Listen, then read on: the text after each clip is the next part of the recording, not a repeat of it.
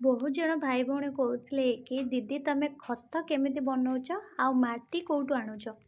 माटी हूँ ये मिलवा बहुत कष्टकर हो जाऊँगी बोलिकी मु कुंड जो ग्रो बैग हो कि किसी कुंड जिते गछ लगाऊँ बारणा पाखापाखि एमती सुखिला पत्र को स्टोर कर रखुची ताकू दे दूची।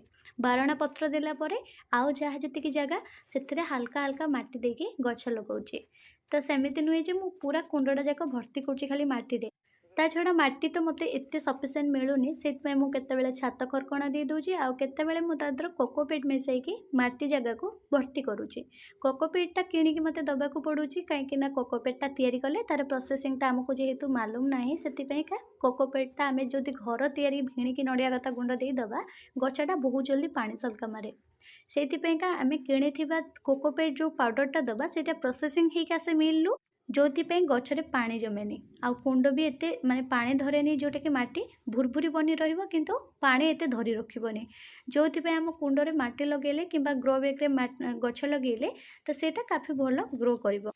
तो जेहेतु बहु जनकर ए कमेंटा आसला कि दीदी तुम केमिति कौन प्रस्तुत करछ गछ केमिति लगाउछ माटी एते कोठु किणुछ कि आणुछ तो सेइथपाइका मुई भिडियोटा भाबिली करिवे आपण मानक पई।